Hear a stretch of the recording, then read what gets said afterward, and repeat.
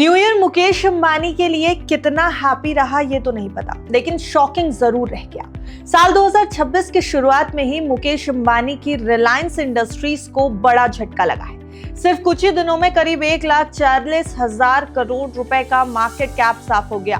अब सवाल यह है कि क्या यह गिरावट खतरे की घंटी है या आने वाले बड़े ब्रेकआउट से पहले की शांति। हेलो एंड वेलकम, आप देख रहे हैं गुड रिटर्न्स। मैं हूं आपके साथ अरुणिमा द्विवेदी। मुकेश अंबानी की रिलायंस इंडस्ट्रीज के लिए साल 2026 की शुरुआत आसान नहीं रही। साल के पहले ही हफ्तों में कंपनी का मार्केट कैप करीब 1.4 लाख करोड़ यानी 1,40,000 करोड़ रुपए घट चुका है और शेयर अब तक लगभग 8% के आसपास तक टूट चुका है। ये गिरावट इसलिए भी चौंकाने वाली है क्योंकि 2025 में रिलायंस ने निफ्टी से बेहतर प्रदर्शन करते हुए करीब 29% की तेजी दिखाई थी। लेकिन नए साल में निवेशकों की चिंता दो बातों को लेकर बढ़ गई है: रिफाइनिंग बिजनेस में रूसी क्रूड पर डिपेंडेंसी निर्भरता और रिटेल सेक्टर में कमजोर होती ग्रोथ। ये दो पॉइंट्स हैं जो निवेशकों को परेशान कर रहे हैं। रूसी क्रूड को लेकर ये डर है कि अगर सप्लाई पर दबाव बढ़ा या जियोपॉलिटिकल हालात बिगड़े तो रिफाइनिंग मार्जिन पर असर पड़ सकता है। वहीं रिटेल बिजनेस, जो अब तक ग्रोथ का मजबूत सहारा रहा है, उसमें भी सुस्ती के संकेत दिख रहे हैं। ऑर्गेनाइज्ड रिटेल सेक्टर में डिस्क्रिशनरी खर्च घटा है और इसका असर रिलायंस रिटेल की ग्रोथ पर भी दिख रहा है। इसी बीच कंपनी दिसंबर तिमाही के नतीजे जारी करने वाली है। इससे पहले बाजार में बेचैनी भी बनी हुई। हालांकि ब्रोकरेज हाउस इस कमजोरी को लॉन्ग टर्म परेशानी नहीं मान रहे। उनका कहना है कि साल 2026 रिलायंस के लिए कैटलिस्ट का साल हो सकता है। दिसंबर तिमाही के दो अलग तस्वीरें देखने की उम्मीद है। एनर्जी बिजनेस मजबूत रहेगा जबकि रिटेल में थोड़ी नरमी रह सकती है। मॉर्गन स्टैनली के मुताबिक दिसंबर तिमाही में एप्टा सालाना आधार पर करीब 10% बढ़ सकता है। इसमें ऑयल टू केमिकल सेगमेंट की बड़ी भूमिका होगी, जहां एप्टा में करीब 16% की सालाना बढ़त का अनुमान है। मजबूत रिफाइनिंग साइकिल इसका सबसे बड़ा कारण है। हालांकि मुनाफे की ग्रोथ सिर्फ 1% के आसपास रहने की उम्मीद है क्योंकि टेलीकॉम बिजनेस में ज्यादा डेप्रिसिएशन और इंटरेस्ट खर्च का असर पड़ता दिखाई देगा।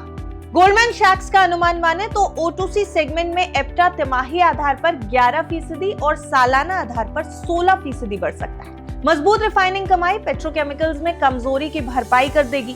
इसी वजह से ब्रोकरेज ने रिफाइनिंग के अनुमान बढ़ाए हैं जबकि रिटेल ग्रोथ के शॉर्ट टर्म अनुमान घटाए गए हैं। एक्सिस कैपिटल के मुताबिक कंपनी का कंसोलिडेटेड एप्टा करीब 467 अरब रुपए रह सकता है, जो सालाना आधार पर 7% की बढ़त दिखा रहा है। रिटेल सेगमेंट की बात करें तो यहाँ ग्रोथ की रफ्तार साफ तौर पर धीमी हुई है। गोल्डमैन सैक्स ने दिसंबर तिमाही में रिलायंस रिटेल की सेल्स ग्रोथ का अनुमान घटाकर करीब 10% यानी 10% कर दिया है, जबकि दिसंबर तिमाही में ये 21% से ज्यादा था, 21% से भी ज्यादा। कमजोर कंज्यूमर स्पेंड, हाई बेस और फेस्टिव सीजन के टाइमिंग शिफ्ट का असर इसमें साफ दिखाई दे रहा है। मॉर्गन स्टैनली भी रिटेल टाइमलाइन ग्रोथ 9 से 10% के बीच की मान रही है। जहां तक रूसी क्रूड का सवाल है, गोल्डमैन सैक्स का कहना है कि बाजार की चिंता जरूरत से ज्यादा है। ब्रोकरेज के मुताबिक मिड टर्म में कंपनी की कमाई पर इसका असर लिमिटेड रहेगा, सीमित रहेगा। प्रोडक्ट मार्केट्स की टाइट सप्लाई 2027 तक रिफाइनिंग मार्जिन को सपोर्ट कर सकती है और मिडिल ईस्ट जैसे दूसरे क्रूड ग्रेड्स को डिफरेंशियल भी सुधार रहे हैं। अगर भविष्य में वेनेजुएला से क्रूड सेलिंग बढ़ती है तो ये रिफाइनिंग मार्जिन के लिए और भी ज्यादा पॉजिटिव भी हो सकता है।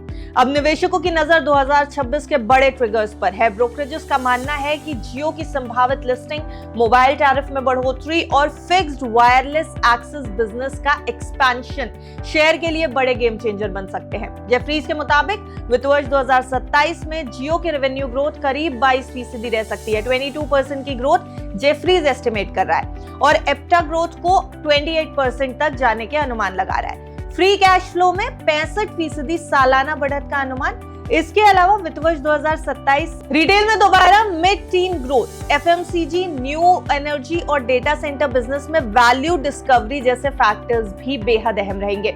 मौजूदा गिरावट के बाद वैल्यूएशन भी अट्रैक्टिव हो गया है। रिलायंस अपने 5 साल के औसत से करीब 11% डिस्काउंट पर ट्रेड कर रहा है। यही वजह है कि ब्रोकरेज की राय में शॉर्ट टर्म उतार चढ़ाव के बावजूद लंबे समय के निवेशकों के लिए रिलायंस में मौके बनते दिख रहे हैं, लेकिन इन मौकों का कितना फायदा आरआईएल को मिलता है ये देखना होगा। लेकिन आपको हम ये बताते चलें कि ये जितनी भी रिपोर्ट हमने आपके सामने वीडियो के फॉर्म में पेश की है, इसमें जो भी आंकड़े हैं वो रिपोर्ट्स और ब्रोकरेज के अनुमान के आधार पर दिए गए हैं। किसी भी स्टॉक में निवेश से पहले आप अपने फाइनेंशियल एडवाइजर यानी निवेश सलाहकार की राय जरूर ले लें। देखते रहिए गुड रिटर्न्स।